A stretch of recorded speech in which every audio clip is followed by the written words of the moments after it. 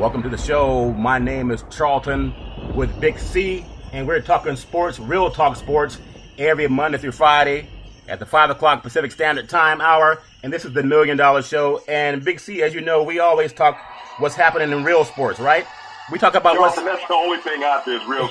You can get the watered down version of guys trying to be careful and comfortable in reading what was in yesterday's newsprint. But we're going to tell you what was in yesterday's, last year, and 10 years ago's print, as well as what's going on right now. Well, Big C, I believe that very much so. And, you know, one of the major things that we talk about is what happens that you don't necessarily hear on television. And again, this segment is sponsored by your local Northern California Cadillac dealer, your home of the Cadillac Escalade. If you want a luxury vehicle, no one builds it better than Cadillac. Tell them that Charlton and Big C sent you.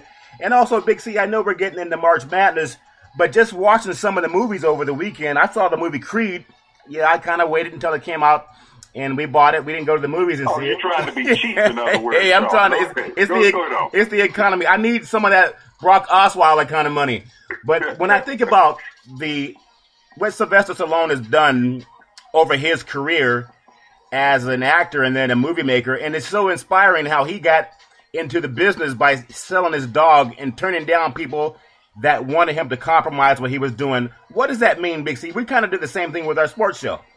Well, it's one of those things about living your dream, Charlton. You have to stay true to your conviction. And Stallone did that as well as many others over the years.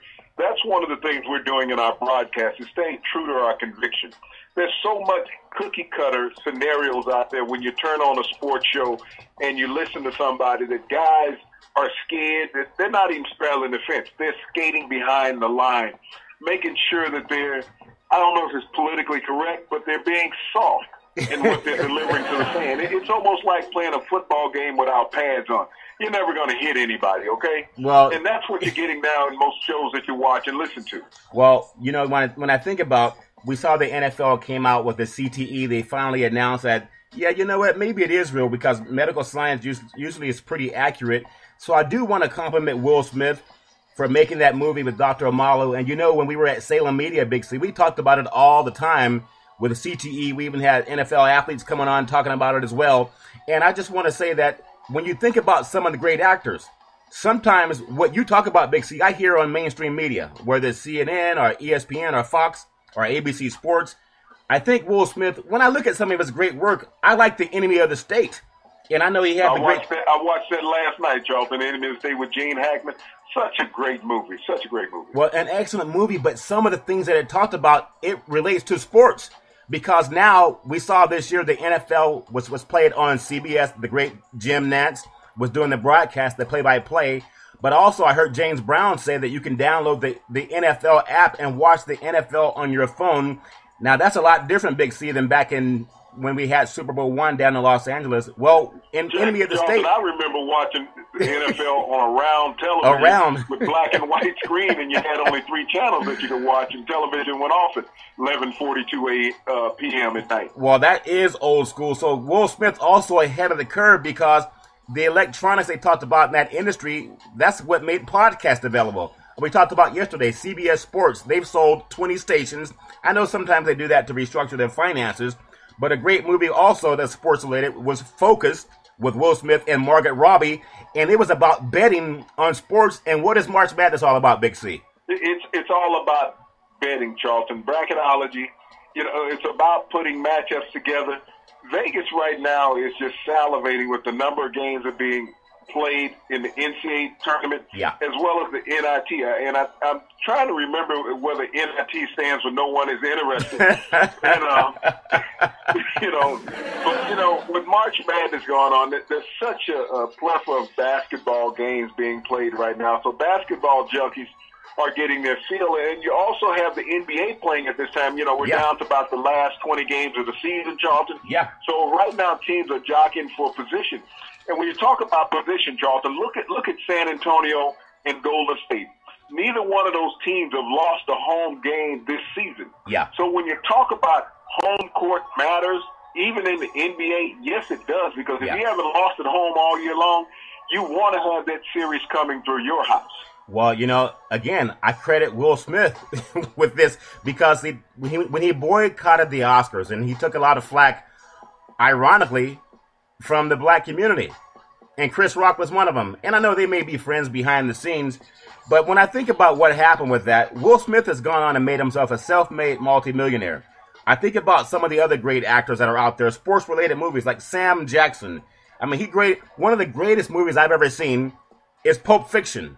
Now, yes. That was also about sports. You know why? Because Bruce Willis was told, you go down in the 4th round by Vin Rames. In the movie. Yeah, by Vin Rames. Now, how does that relate to Las Vegas and March Madness? Yeah, all the money was laid on Bruce Willis taking a dive, and he told him that losing the fight was just about pride. Pride was the only thing going to hurt, but it would only sting for a little while because he would get paid and he would get past that. So, that's what he was looking at. It's all about money. When we look at what Will Smith did, Charlton, now if you get a white actor boycotts the Oscars, yes. Is there ever any upheaval or backlash about it? No. It's just they stayed away. Wasn't what they wanted. But because we had Smith, yeah, one of the leading black actors in America, yeah, boycotting the Oscars because he felt it was an injustice, yeah, we can't look at society and the Oscars being the same. Now, 13% of America's population is African American. Yeah. 12.5% of America's population are actors in Hollywood, of that Actors Guild. Yeah. 12.5% is African American. Right. But that's a disparity because if you look at the NBA, you look at the NFL, what percentage are African Americans? We're talking about in the professional entertainment field. Yeah. So there is a large discrepancy in the numbers when you look at those entertainment fields. That acting is on the lower tier when you look at professional athletics. It's all about entertainment dollars. Yeah. Why can't we have the same percentage of African American actors in Hollywood as we do players in the NFL or the NBA, Charlton? Well, another great reason that I want to bring some attention to Hollywood and how it mirrors sports, I remember the great Denzel Washington, one of the best actors out there of our generation. The movie The Titans. Remember that movie? I remember The Titans. Great movie. Won an Oscar for it. And it was based on the real-life story of Herman Brooks, a high school coach back in Virginia in the 60s who integrated, and he became a head coach. He went undefeated and won the national championship. Well, when you think about that with Denzel Washington, I know some of his great movies, Malcolm X, which was a great movie. He should have won an Oscar for that. Even though they gave him an Oscar for Training Day when Malcolm X was based on a true story, that was some injustice that happened, and that's because of race. Another great movie that he won some acclaim for was Glory, but that's because he played a subservient role, even though he was strong in that role. But I think how Oscars and sports mirror each other. Oftentimes, the black athletes, they get more acknowledged for playing the subservient role, and that's something that people don't speak about too much, Big C. Well, it's very easy to give them homage for something that is not challenging. Yeah. Far as to the mainstream. If you take Best Actor and you give it to an African American in a dominant role, then all of a sudden the playing field is leveled in Hollywood. When you give them to them in that subservient role, as you spoke about, Charlton, then okay, we gave them some acknowledgement. Olivia Davis a few years ago in The Help when she won Best Supporting Actress. That's right. And here it was, she's being a maid, a caretaker. She could not win an Oscar for a leading role. And there's been many African-American women over the decades that should have at least got a nomination that never got a nomination for an Oscar. And, the actress that would win it or the actor would be in some subtitled European movie most of the time, or a movie that, only grossed $300,000 or $400,000, maybe a couple of $1 million. Right. But, these actors are getting an injustice. Now, they can make money for Hollywood, but they can't be rewarded by Hollywood. And it's ironic because most of the people that are playing subservient roles are rich. I think one of the better movies I ever saw was The Color Purple with Oprah Winfrey and Danny Glover. Now, Danny Glover is very intelligent, as well as Oprah. But they have more acknowledgement by making those movies than they have for what they've done in their real lives, Big C. Yes. They have. Danny Glover was one of the leading men in Hollywood for a couple decades, Charlton. And, I look at Morgan Freeman. When you look at Morgan Freeman and the movies that he's done over here, and I will always remember Shawshank Redemption. Yeah, excellent movie. One of the best movies in history. Excellent movie. As a narrative, as an actor in this movie, he played two roles and never got nominated for an Oscar. Yes. Well, you know what's interesting, and this is a lightning rod of a conversation here, and when you think about it, the great Leonardo DiCaprio won for The Revenant, but I think his best work, okay, don't laugh at me, but Titanic was a brilliant work, but also The Wolf of Wall Street. Now, Wolf of Wall Street was a very dynamic movie, and that was based on a true story. Yeah. I mean, he's done Catch Me If You Can with Tom Hanks. He played a great role in that movie when he was a check frauder. Yeah. Back in the 60s before checks were traced across the country. Yeah. You know, he's done some great movie roles, but Remnants wasn't his best work. Wasn't even close to it. Right. You know, I would have taken Matt Damon in Martian before I've taken, you know, the one in Remnants with DiCaprio. Yeah, well, I think you're right, Big C, and this all ties into one more thing, because this ties into sports. The great Spike Lee, who I respect so much, and I know he's always at the Knick game, so you know he likes torture also. Well, you know what Spike Lee said about a movie in a movie that he named one time was "Do the Right Thing." Yes, and that was a message to Hollywood: do the right thing. Yeah, and they still won't do the right thing, Charlton. Well, ironically, Hollywood doing the right thing. This is something that I think is so important, and this section is also sponsored by BMW, the ultimate driving machine. If you want to drive a car that's built to drive, you can test drive the 1 Series, the 3 Series. They have the 4 Series, the 5 Series, even the 6 Series. My favorite is the flagship 750. Go test drive the BMW 7 Series and tell them that Charlton and Big C sent you. Now, one guy that I really want to give a lot of credit to is Spike Lee. Because Spike Lee, as a director, he's been ostracized somewhat from Hollywood mainstream money. He's created his own work. One of the best sports movies out there was He Got Game, starring Jesus Christ. Or was that, Jesus Shuttlesworth by Ray Allen. Jesus Shuttlesworth by Ray Allen. Denzel Washington played his dad in that movie. Yeah, Denzel was his dad. He also had, there was a brother, Rick Fox, that was a L.A. Laker. He was in the movie as well. But the great thing about He Got Game, and we watch March Madness, and the reason I tie this into March Madness is Big C, behind the scenes, there were so many people that felt they were entitled. In fact, Lala, who's Carmelo Anthony's wife, she was also the girlfriend of Jesus Shuttlesworth in the movie. But yes, she was. It talks about the pressure. It's more real than what we see on TV, because they're trying to push March Madness on us, which is really not really that entertaining until we get down to the final 16. But they're pushing March Madness on us. But you talked about the other day so eloquently, something that I heard Rick Pitino talk about, not knowing what's happening with his athletes, with women, and whatever all of these people do to get players to come to their school to sweeten the pot, right? The chaperones that they give out. Can't call them escorts, they're chaperones. the chaperone. That's a great euphemism. But the movie, He Got Game, it chronicled everything that's happening right now that TV won't show you. So I credit Spike Lee for having the brilliance to talk about that. And also, he's had Sam Jackson in so many of his great movies. But talk about behind the scenes, as we're talking about basketball games that no one really cares about watching right now. Talk about some of the pressures that people need to know that's going on right now, and for the young boys and girls that are being recruited out of high schools, Big C. Well, the pressure's all on the student athlete, Charlton. If you fail, you know, people will turn their back on you at this level. Yeah. And there's so many kids out there that this is their one big shot at life, one big chance of exposure nationally, that, you know, to try to be seen. And you know, we talked about yesterday when we talked about the number of teams in the NCAA tournament. We only talked about the 68 that's in March Madness. We didn't speak about the ones that are in the NIT, which is just about an equal amount. And there's only 32 NBA teams. So the young men are being misled about having a future in professional basketball. So many of them, Charlton. Right. That they need to be told when they're being recruited, look, we're bringing you in here to make money for us and potentially get you an education. Yeah.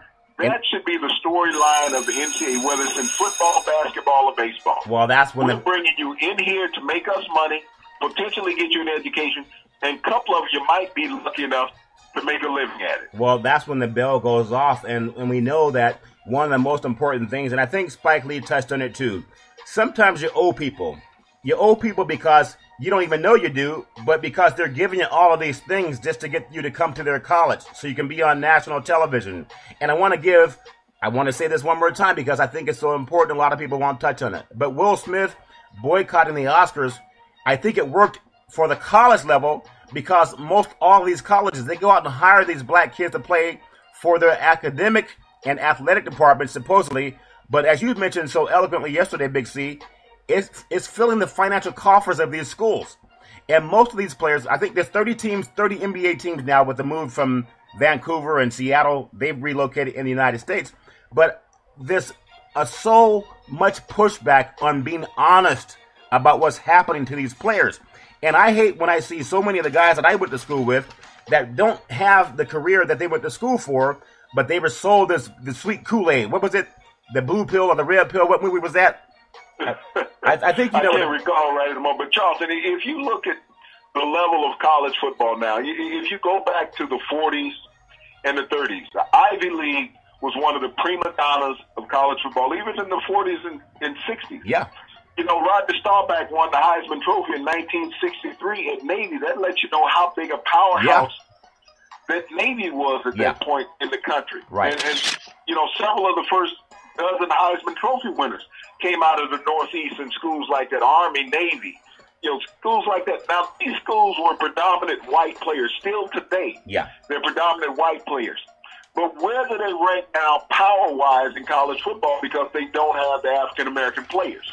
Well, when you look at them, without African-American players, you cannot be competitive on the college level, whether it's football or basketball. Without them, you're not going to win. Even Duke, a predominant white team, always has 3-4 good African-American players on that team. Mike Krzyzewski understands that. Yeah. That you have to have them. Now, if the parallels are there, why can't society be that way? Knowing that you need this to win. We have a black president that won 7 years ago. And he polarized the world and America by doing that. Yeah. He also exposed race at a new height. Yeah. With the number of people that were appalled that you had a black president. It wasn't that he was a black president. It was that a black man was in the total leadership position of the world, and you had to listen and answer to him. And I think about his legacy more than anything else will be known as Obamacare. Yeah. White America uses the word Obamacare as like it's an abomination. Right. But they don't understand that the former President Bush was the one who enacted that bill. Yeah. The current president, Barack Obama, was the one who got it pushed through. So even white America trying to make a mockery of Obamacare, a white president wrote the bill. Well, you know, it goes back, it reminds me, and I know we talk about how Hollywood and sports, they coincide together. I remember the great Red Fox, and he had a TV show called Sanford and Son. And we remember the great Richard Pryor and how much they made people laugh. And when they told jokes, sometimes they may have been racially insensitive. And sometimes they said things on their comedy, their comedians. But Charlton, they could not have been racially insensitive because that's the era that they lived in. Yeah. That's the thing that you have to understand. When those gentlemen told a story or made a comment or made a joke, they spoke about real life experience. Yeah. When you say that real life experience is insensitive, then there's been a social injustice in America forever that has not existed. It's called racism. Yeah. Black people did not invent racism, Charlton. Right. They lived through that injustice of racism. Well, you know, and people laugh behind the scenes, and I know that. And so sometimes talking to people that I often talk to in the sports business about African Americans are making up the advertising dollars for corporations for March Madness. And you can look all over the country where major corporate sponsors, and we get sponsorship, of course, but they're sponsoring these universities for playing basketball games, and they're not paying people, which is not much different than slavery. Now, I know people might say, oh, wait, that's a big push, Charlton. But you think about it. What can you do that's uncompensated? You look at Nike, you look at Adidas, you look at Under Armour. Yeah. All of these shoe companies are signing these coaches to $1 million, $1.5 million shoe contracts. Okay? Exactly. We'll give the coach $1 million for his team to wear our product. Okay, so we're going to give the kid 3 pair of sneakers, a sweatsuit, and a clean jock. That's all he's getting. But the coach is getting $1 million to $1.5 million. The kid gets a couple pairs of sneakers. Big now, if he goes out and gets a dinner from somebody, yeah, he can lose his scholarship. But it's okay for Nike, Adidas, or Under Armour to give him a couple of pair of shoes and to coach several million. And the coach doesn't lose his job because a shoe company has cost him $1 million. But if that shoe company cost that player $100, he's out of a scholarship, Charles. Well, that's a lightning rod. And when you think back to March Madness, and I think of the great games where we had UNLV and Duke. And oftentimes that was kind of the black and white thing, even though people didn't talk about it too much. The good against the bad. You know, you had the thugs against the uptown boys. That's what it was named in the street. And then we had Michigan with the Fab Five, and they lost to North Carolina. We know that game where Chris Webber called the timeout and didn't have one. But there was so much talk about what's going on behind the scenes with those guys as well. And many have gone on to do great today. Chris Webber's an analyst for TV and covers the NBA basketball. Rose is also an analyst. I mean, they had a great team. Jimmy Jackson was on that team. Great Michigan program under Steve Fisher. I think one of the most intriguing was when I look at Georgetown, and they had the great Patrick Ewing, and he was known as a shot blocker. And under Thompson, John Thompson, tremendous coach at Georgetown, Charlton. Yeah, but do you recall? And I know you're old school and you like the East Coast sports, but I know that when Georgetown was winning games the way the University of Miami won games in football, there was also some pushback because people didn't like the way they played so physical. And I remember those conversations growing up as a little boy, Big C. Yeah, I mean, everybody called them a thug team because John Thompson recruited physical, athletic players. Yeah. And they would go out to physically wear down a team. He had depth. He would play 9 to 10 players a game. Yeah. So he could afford to have some fouls made, Charlton. But, you know, people said, well, this is not strategical basketball. Yes, it was. Yeah. Because mentally, it affected your opponent. Yeah. John Thompson, during his time, and his son now coaches at Georgetown. Yeah. During his time at Georgetown, he was consistently in the tournament, in the Sweet 16, Final 8, and Final 4 on a couple occasions, Charlton. But John Thompson brought a lot of players in that would not have had an opportunity to play at another university. But they played his physical style of basketball. Many people don't remember John Thompson played for the Boston Celtics. He backed up Bill Russell. Yeah. So he had to learn a physical style of basketball playing against Bill Russell every day in practice, and he took that and translated it back to the college game when he was the head coach at Georgetown. Well, now you bring it back some good times. Now that's when basketball was intriguing. It wasn't so watered down where we have to watch. Maybe I'm not knocking any schools. If you get into the Final 64, that's great. But some of the great teams that Bobby Knight had at Indiana, and I know you talked about how Bobby Knight was not always nice to his players. He was not a choir boy. The behavior that Bobby Knight displayed on national TV with young boys, he would never do that in the home of some of these kids, but he got away with it. And I couldn't imagine. We talked about the coach at Stanford that lost his job yesterday. But Dawkins got fired for having a winning program and graduating all of his players, but he didn't make the Final Four. They let him go. Could you imagine if he behaved the way Bobby Knight did? And I know people don't want to talk about Bobby Knight, but the truth is the truth. That's egregious behavior, and I'm sure we'll see him at some time for March Madness talking about basketball, Big C. Would you say Bobby Knight was similar to Brock Osweiler? Just think about on a recruiting trip, if he'd have got up and picked up some mom's chair and tossed it, or he'd have pushed the son down over the couch, or even kicked him, like he's done in practice with players. If he had done that on a recruiting trip, what parent would have allowed their child to go play for Bobby Knight? Bobby Knight was one of the most angry coaches in NCAA history, but he wasn't sanctioned by the NCAA on the level that he should have been. Right. If it had been John Thompson, if he had done that as a head coach, he would have most likely been fired. He'd have been tarred and feathered over the nation through the airways and sports programs. How egregious could he have been to do something like that, any African-American coach? But he was a white coach. Well, he's trying to get his point across. Yeah. He's trying to instill discipline. What, through physicality? Well, I remember Mike Leach, the head coach at Texas Tech at the time. Now he's a coach at Washington State, the football coach. Yeah. When there was a player who got a concussion and he told him to go lay in the shed out of the sunlight. Right. Now, this player's dad just happened to be Craig James, who's a former announcer on ESPN, played with the Pony Express, with Eric Dickerson at SMU. Now, there was such an outlash that Craig James went on television, talked about this. Mike Leach lost his job. Mike Leach didn't punch a player. He didn't kick a player. He told him to go get out of the sun because if you're concussed, you shouldn't be out in the bright sunlight.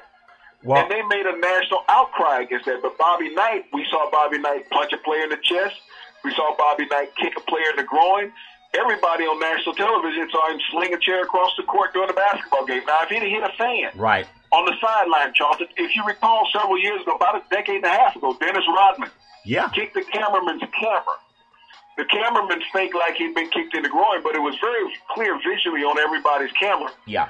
That he kicked the camera. Dennis Rodman was suspended for 22 games. Bobby Knight got a couple games for slinging a chair across the floor and none for hitting a player.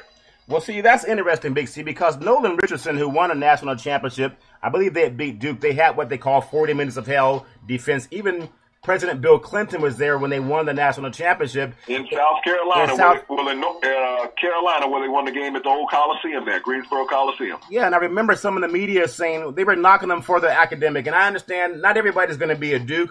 Not everyone's going to be a Stanford. But he did give young men the chance to improve their lives, a lot like Jerry Tarkanian. So even when they had victory, there was a lot of pushback by saying, but look at the kind of players he's getting. But. And ironically, it goes back to Chris Rock and Will Smith with the Oscars. Charlton, opportunities what people want. Charlton, if you look at the teams that have won a national championship over the last 20 years, how many of those teams have graduated even 50% of their players? They haven't. No. They are not doing it. And you can go up and down the line of the teams that are winning. They are not having this high graduate. Even Duke now. Duke has got a lot of one and dones now. The past couple of years, if you look at the kid that he had a couple of years ago, not Wiggins, but the other kid, Wiggins was at Kansas, I'm trying to remember, who went second in the draft. Yeah. His freshman year, he was gone. If you look at the coach of the Clippers, Doc Rivers, his son spent a year there. He was gone. So you're not getting the 4-year players any longer at Duke. They are leaving after 1 and 2 seasons. Well, when it's time for the bell to ring, the bell rings. I know Stanford, 98% graduation rate, but a coach can't keep his job just because of the shenanigans. In the last few minutes of the program, Big C, and I want to just say that this section is sponsored by your Ford dealership. Go see your NorCal Ford dealership, and you got to drive the F-150, one of the more dependable, reliable, and safe trucks you can buy. They're built for it tough. Tell them that Charlton and Big C sent you. And Big C, before we close out the program, and it always goes too fast, and I know we touched on it a little bit earlier, how Hollywood ties into sports and all these great things that we talk about that we love doing. It's like politics in a sense. We know that negativity can sell. I think honesty works. And when I watch football and basketball and baseball, I'm just as guilty as anybody else because I love the business. But what I hate seeing are young men being taken it granted for, taken advantage of. And women too, we know Title IX has helped for gender equity, but I like to compliment the women and the women's sports out there that tend to have the programs head in the right direction. They graduate their kids. They don't get the same media from Madison Avenue, but they're doing things in the right way, Big C. In the last few minutes of the show, what are some of the things that we can say that will help people bring more attention to the fact that a lot of these guys, they're not going anywhere after college is over? It's like, thank you for the money and good luck in life. Well, Charlton, that's the reality. You said it. It's about the money. Colleges are not going to be honest with these kids on a recruiting trip saying, hey, we plan on you being able to come here for 4 years and move on to the professional level. That is not going to occur. You know, college has changed a lot since the 60s and 70s. Yeah. When, you know, teams would have 130, 150 players, Charlton, on the roster, but the NCAA stepped in and downsized, saying that you could only have so many scholarships. Now, you think about in the 70s when a team would have 140 players. You know, I remember watching Michigan and Ohio State, Texas, Oklahoma, but they would have 150 players up and down the sideline, so many duplicate numbers, it was ridiculous. You didn't know who was in the game. But was that a realistic thought that these players, 150 players in practice, that any of them were going to go to the NFL, more than 2 or 3 of them? But it was a factory. You needed bodies. That's how colleges do it. They recruit bodies. And I think about Alabama last year, who had 22 top 100 players that went into the university. That's amazing. 22 of them. Now, of the 22, how many are going to go to the NFL? I mean, there's going to be injuries. You're going to lose players through academics, Charlton. Yeah. But, you know, it should be set up. You know, the NBA got this one-and-done rule. Yeah. And it really wasn't the NCAA that set that up in college basketball. It was the NBA that did that. Now, why can't they do that in football? You know, if a player is ready to go to the NFL, why can't he go to the NFL? Yeah. But each league structures what they want. They control the factory that's producing their product. Yeah. That's all it is. Each league is controlling the factory that produces their product. And so you decide when you want your product to be ready. We look at the NBA free agency. Yeah. That was invented by a player named Spencer Haywood back in 1969. There was no early entry into the NBA. He challenged the NBA through court. He was at the University of Detroit. Yeah. And he won. He ended up with the Seattle Supersonics, had a 10, 12-year NBA career. But young players today don't know the struggles. It's just like civil rights, Charlton. Yeah. Young people today don't know the struggle of older African Americans that paved the way for them to become successful in America, make millions of dollars. They just think it's an entitlement. And through that entitlement, they fail to get an education. Well, you know, there's a great and when actor. their career is over, Yeah. they have nothing. There's a great actor, and I agree with your point, Big C, but Jack Nicholson in a great movie called A Few Good Men. And you do need a few good men to be honest with these parents and sending their kids on these great universities of exploitation. But in a Few Good Men, he had a quote when it's Tom Cruise, and he said, "I want the truth." And Jack said, "You can't handle the truth."